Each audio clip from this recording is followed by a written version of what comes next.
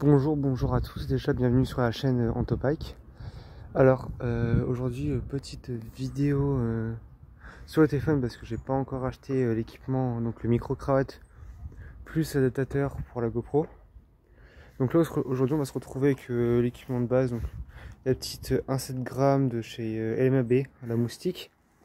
Donc j'ai ma 2,8 g là, en une presso en 4 brins, donc ma 2,8 et mon monnaie Strike 1 taille 1000 de chez Red Fishing. Et là on va se retrouver avec ma petite Ligalis de chez Daiwa en 5,21 g et mon monnaie 3000 de chez Savage Gear. Alors aujourd'hui c'est vraiment une pêche comme la dernière fois, donc une pêche au fond pour cette canne là, c'est une pêche au fond avec vraiment avec un hameçon. Et là comme vous voyez j'ai mis vraiment du maïs, donc excusez-moi c'est du reflet. C'est du reflet parce que là je suis en plein soleil. Donc voilà, donc là ça sera du maïs. Et bon j'ai toujours un peu de base, donc des mie de pain et tout. Hein. Donc voilà, bah, j'espère que cette vidéo vous plaira. Donc je suis sur mon téléphone, donc ça fera comme la précédente. Donc il y aura des petites coupures et des reprises, mais voilà, majoritairement je reprendrai de cette façon là. Alors, sur ma petite moustique, comme je disais, donc elle sera au bouchon. Donc c'est un bouchon de 1 g. Donc là je vais vous le montrer. Donc, c'est des petits bouchons comme je les aime bien de 1 g. Donc voilà, donc 1 g c'est vraiment un seul gramme. De toute façon je mettrai la liste du matériel en description. Donc c'est un Sensa donc en 1 g. Un petit bouchon comme ça monté vraiment avec quelques petits plombs, 3 plombs. Et un tout petit hameçon de je crois taille 16. Donc là vraiment bon, cette canne là vous la verrez beaucoup en vidéo pour le brochet aussi, pour la pêche en ultralight, une petite pêche de prospection, pêche rapide. Donc là, je vais la mettre comme ça. Et là je vais la monter aux asticots. Donc voilà, c'est des asticots qui sont bien vivaces. Là, vous avez vu, j'ai mis. Voilà, donc là je vais mettre aux asticots. Donc voilà, il y a de 8 grammes. Je vous montre. Je vais peut-être je vais la laisser en plombée. Et là je vais vraiment mettre du mie de pain et autres. Donc voilà, bah déjà, regardez. Voilà, donc petit départ. Donc vraiment, c'est comme je vous ai dit, j'ai lancé vraiment là. Donc j'ai vu le ligne sautante. Donc il doit y avoir des freins. On va pêcher avec le téléphone. Voilà, donc voilà. Voilà, ouais, c'est un petit carton ça. C'est vraiment pas... Voilà, donc je vous dis, c'est vraiment pas gros du tout. Donc voilà, c'est un petit gardon. Voilà, donc là, ça va être mis tranquillement dans l'épuisette. Bon. Il va être mis dans l'épuisette, comptabilisé, voilà. Donc allez, j'espère, bah, je vous reprends au prochain et sans pour quelques petites explications. Je vais le laisser se fatiguer un peu quand même. Pas trop qu'il s'abîme quand je devrais le manipuler. Donc voilà, après de toute façon il sera dans l'épuisette à brocher. Dans ces épuisettes là et après voilà. Franchement, rassurez-vous, chaque poisson partira bien. Le meilleur des formes. Juste, ils seront un peu épuisés volontairement pour que eux puissent après reprendre leur respiration dans l'épuisette. Ouais, c'est tout. Allez, go, je vais le retirer. Donc voilà, ça nous fait un joli rectangle. Il était vraiment piqué juste au bord, donc ça c'était super cool pour moi déjà de le retirer. Et pour lui, ça évitait de la fatigue en plus, des manipulations. Donc là, j'ai mis vraiment le bouchon assez plus loin et j'ai mis un petit maïs pour voir. Simple curiosité, donc là je vais voir si ça prend du poisson ou non et après voilà. Donc sur ma Ligalis, que vous voyez, elle a été mise plus loin, plus profond et en posé. Et j'ai mis 2-3 morceaux de maïs dessus. Donc là je vais essayer de prendre un peu de tout là. Bon là je viens de prendre un départ sur le bouchon. Donc là je vais vraiment essayer, je vais voir si ça reprend et essayer de faire du poisson. Donc là le but de la session c'est vraiment y aller tranquillement comme ça, aucune prise de tête. Donc voilà.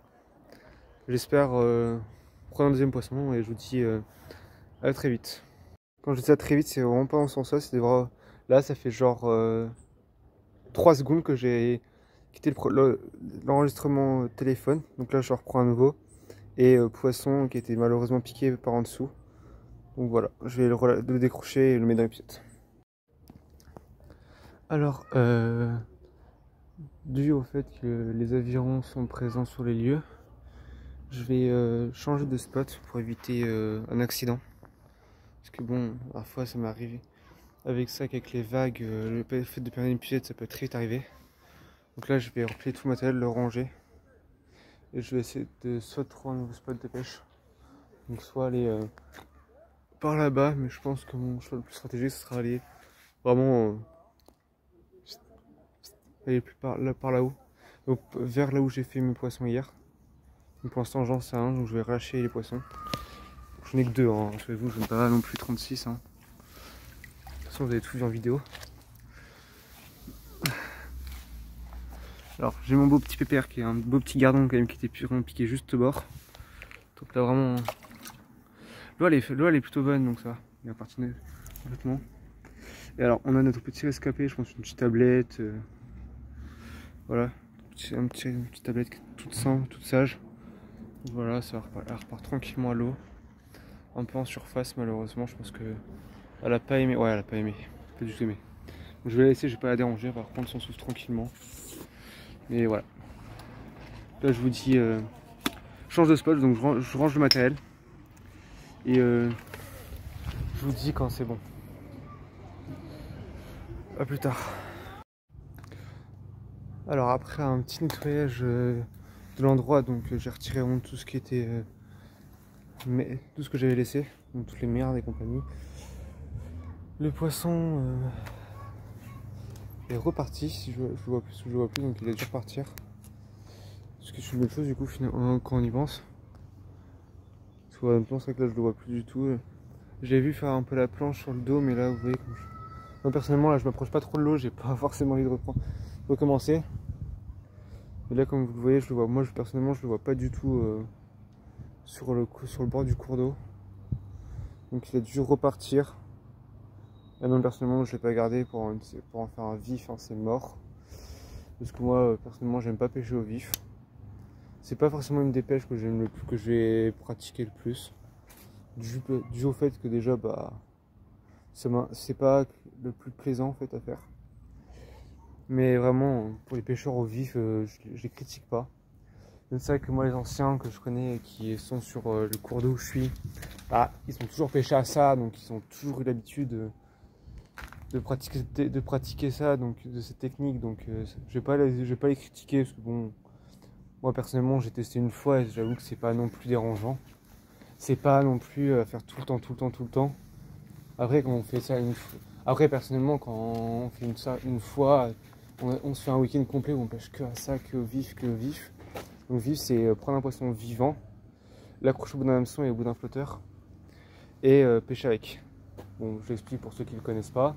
Et au mort manié, c'est vraiment on le monte sur un hameçon. On peut le monter sur un hameçon à carpe ou un hameçon à carpe, oui. C'est bon, c'est des gros hameçons, assez gros hameçons quand même. On peut mettre un baling, enfin un montage voleur en plus. Donc c'est accrocher un baling avec un hameçon triple sur le dos, soit sur le fond du poisson. Ça dépend comment on va pouvoir le faire nager. Et mettre des plombs, des chevrotines assez lourdes. Et après bah lancer ça et essayer de faire du poisson. Donc des fois bah on peut faire du gros poisson comme on peut faire du petit poisson. Donc voilà. Donc bah voilà, je vais changer de spot et je vous reprends quand j'ai changé de spot. Alors bah du coup changement de spot, premier changement de spot, canne au fond, donc sur la 521. Un petit gardon tranquille. Donc ouais ça fait plaisir, un bon gardon maïs opposé. Donc voilà, je vais le relâcher, donc je vous montre un peu, voilà. Qui est quand même assez beau. Piqué très finement au niveau de la gueule. Donc voilà, là je vais le relâcher. Et là il est reparti tranquille. Donc là on va, je pense, rechanger de spot et aller beaucoup plus loin. Donc voilà, troisième spot entre trois barques. Donc je vais lancer un peu dans la zone. Je vois depuis tout à l'heure qu'il y a des petits poissons. Donc voilà, je vais en faire un tout petit. Donc vraiment un petit gardon. Vraiment piqué au bout. Donc vraiment c'est machin, je crois que c'est le plus gros que je viens de voir. Après peut-être tenter là au fond au maïs, mais je suis même pas sûr, donc je vais pas prendre le risque. Donc là je vais prendre le poisson là, je vais le relâcher, je vais continuer. Donc voilà. Si vous avez d'autres suggestions de type de pêche que je pourrais tenter de pratiquer, vous me le dites. Je vais voir avec le matériel que moi j'ai actuellement si c'est faisable. Si oui, bah, je vous le fais. Et voilà. Donc voilà, je vais relâcher, je vais continuer. Donc là, comme vous pouvez le voir, mon bouchon est vraiment juste là. Il va se coller près de l'herbier. Et voilà, c'est vraiment en fond d'asticot que j'ai mis en. Je sais que je vais changer de spot, donc quand je changerai de spot, je changerai d'asticot. Mais voilà. Là, on lance un peu plus loin, vraiment, plus par là. J'ai vu que ça mordait plus, donc je vais me remettre là, ouais.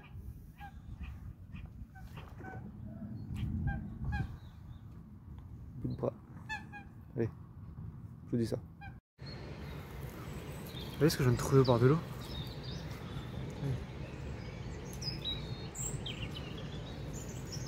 Une petite taupe. Il y a une petite taupe.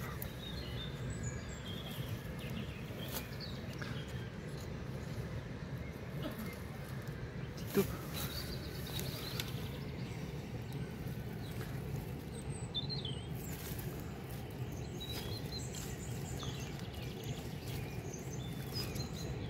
Elle est là. Petite taupe là. Oui, elle est là.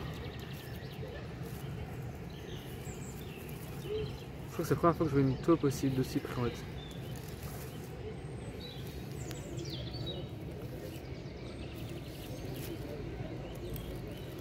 Ah, une petite taupe.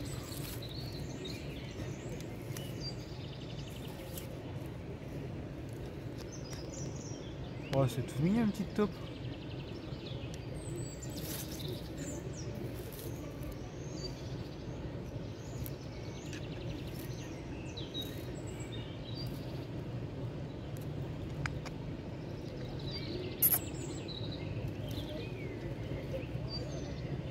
Bon, une petite taupe toute mignonne, toute choupie. Donc voilà, bah, c'est là où j'ai fini ma session de pêche. Donc voilà, il y a l'éphémère qui est là. Il y a ma copine la taupe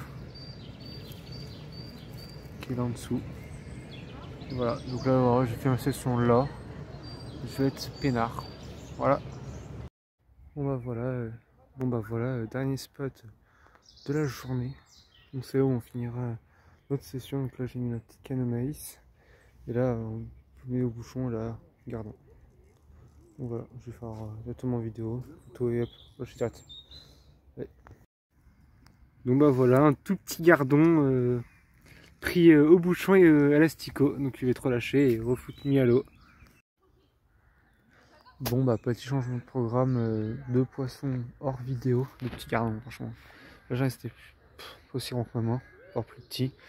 Donc là ce que je vais faire c'est que je vais rentrer à la maison. Et demain je pense pas qu'il y aura de la pêche parce qu'il faut que je récupère le matos pour demain. Et après voilà. Donc je pense que samedi peut-être, dimanche aussi on verra. Je vous dis à la prochaine et n'hésitez pas à vous abonner, liker et commenter. Alors ouais, là on est dernière canne mise à l'eau. Donc là on est vraiment à la toute fin. Il est 19h30. Donc là, une vidéo assez sympathique. J'espère que elle vous aura plu. Si c'est le cas, dites-le moi. Pensez à, si vous le voulez, mettez un petit like, un petit commentaire et dites-moi en commentaire ce que vous avez aimé. Et n'hésitez surtout pas à vous abonner, hein. Ça fait un abonné, ça fait toujours plaisir, ça fait toujours du bien au moral. Parce qu'on se dit, au moins on fait quelque chose pour quelque chose. On vous fait partager nos passions pour quelque chose. Donc n'hésitez pas et voilà. Donc les cannes sont rangées, je vais ranger celle-là, retirer la pole, donc le mettre sur de terre et je vais rentrer. Bisous et à la prochaine les amis.